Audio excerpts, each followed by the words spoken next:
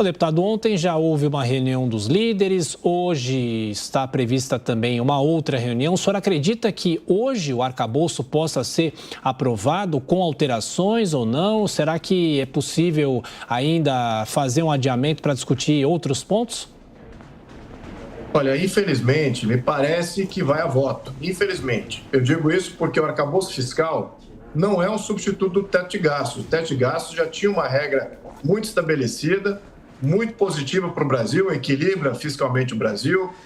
E se por acaso estoura orçamento, é necessário estourar orçamento, sonda-se de novo mais uma vez o Congresso. Nada mais natural. Todas as empresas fazem isso quando estabelecem os orçamentos no início do ano e no meio do ano tem que revisar os orçamentos. Isso é natural. Agora, o que eles fazem com o arcabouço fiscal é quase que dar uma carta branca para o governo de gastar até certo ponto, mas já estamos vendo que já estamos nesse ponto. Isso que é o problema. E fora isso, nós temos aí o que veio do Senado, é um texto piorado. Então já era um texto ruim, com alma e coração ruim, e voltou piorado, ou seja, excluiu da contabilidade mais de 40 bilhões. Isso que nós sabemos, porque pode ser no futuro que estoure ainda mais esse limite, ou seja, é um gasto que vai ocorrer de qualquer maneira, vai ter impacto inflacionário, só que não é contabilizado como sendo parte do arcabouço fiscal e seus limites. Então, é uma grande responsabilidade.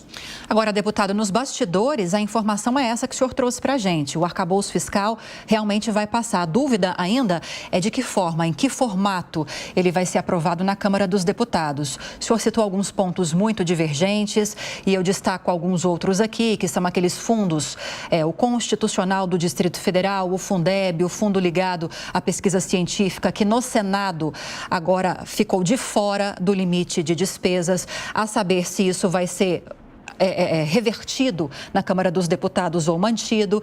E essa questão que envolve a correção das despesas do orçamento do ano que vem por meio da inflação. Qual vai ser o período para apuração dessa inflação e a emenda também muito polêmica do senador... Randolfo Rodrigues, lembrei. Randolfo Rodrigues, que trata justamente sobre essa questão dessa abertura no orçamento de 30 a 40 bilhões de reais. Como isso deve caminhar? Será que essas questões vão ser confirmadas pela Câmara dos Deputados ou não?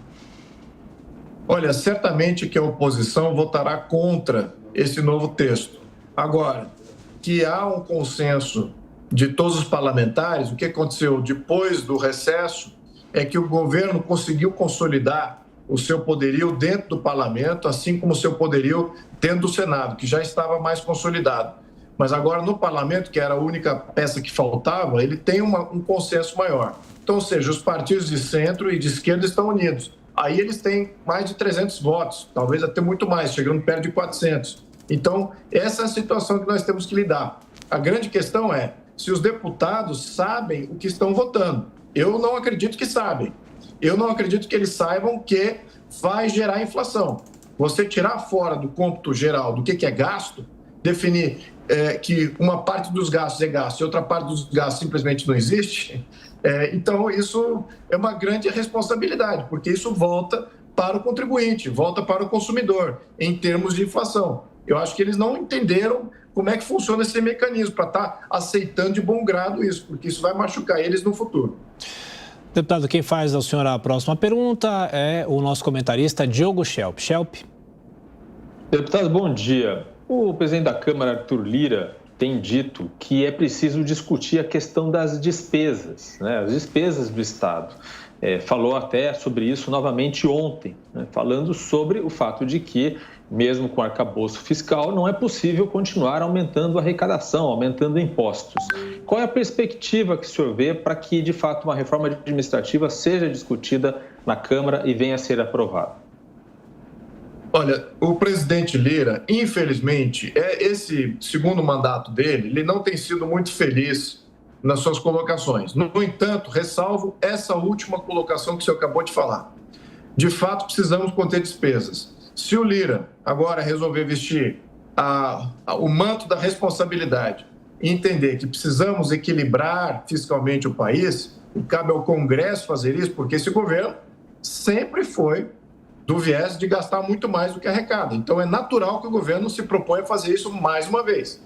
Agora, cabe ao Congresso cabe à Câmara, cabe ao Senado fazer o rechaço disso e contra-atacar. Não direi nem que contra-atacar, porque isso afeta todo mundo, estamos todos no mesmo barco nesse sentido. O grande problema aqui é de gastos superiores às receitas.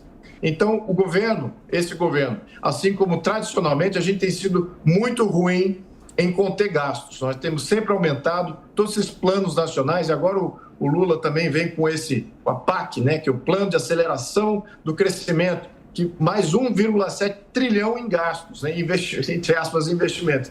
Então, isso coloca uma pressão ainda maior na arrecadação, que já está no seu limite. Então, temos que ter, sim, uma válvula de escape, aonde sair. E o Lira, se ele assumir esse protagonismo, ele vai ter sucesso. Eu espero que ele esteja firme nessa ideia. Vou cobrar dele isso.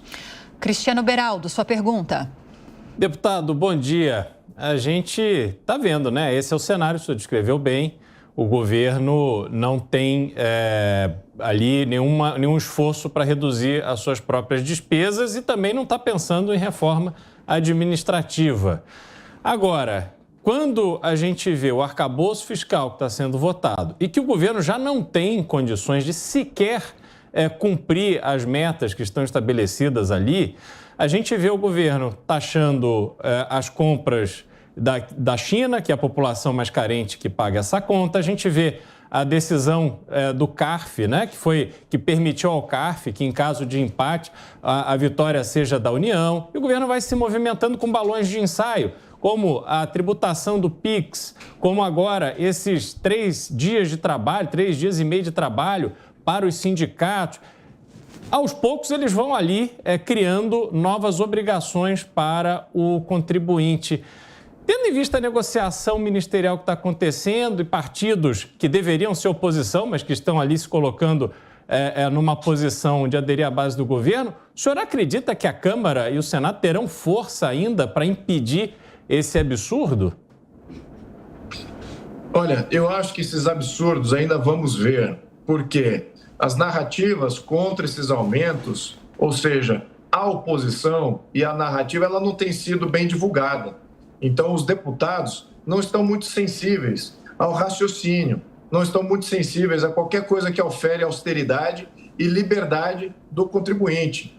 Eles estão querendo atender às vontades do governo. Então, eu diria que essa que está sendo a dinâmica interna no parlamento. Eu também não estou vendo o centro com muito protagonismo, assim como eles estão dizendo. Eles têm massa, mas eles não têm cérebro. Eu não estou vendo o centro, com grandes líderes do centro, se pronunciarem. Eles estão muito quietos, talvez só negociando e fazendo as parcerias. Então, o que isso significa? Que eles vão querer atender toda a parte tributária que existe vindo do governo, por um lado. Por outro lado, se o Lira resolver conter gastos e, de fato, ter um projeto de contenção de gastos, ele também vai ter sucesso. Ou seja, o centro está sendo inexpressivo em termos de opinião, mas está sendo expressivo em termos de massa de manobra. É isso que é o ponto aqui. Então, é bem provável que a gente veja as duas coisas. A gente veja mais impostos vindo, um ambiente extremamente hostil para os investidores, extremamente hostil para as empresas e o trabalhador. No mesma moeda, se o Lira tiver sucesso, nós teremos, talvez, aí uma contenção de gastos. Essa que é a minha aposta aqui, do meu cenário mais positivo. Porque o meu cenário negativo nós não faremos contenção de gastos nenhuma, o governo vence todos esses embates de aumento de tributo e aumento de gastos e nós entraremos numa crise muito rapidamente. Talvez seja isso que o mercado está vendo nesse momento. Deputado Luiz Felipe de Orleans e Bragança, mais uma vez, muito obrigado pela entrevista à Jovem Pan. Estaremos acompanhando o dia de trabalho no Congresso Nacional. Até a próxima. Até a próxima. Obrigado.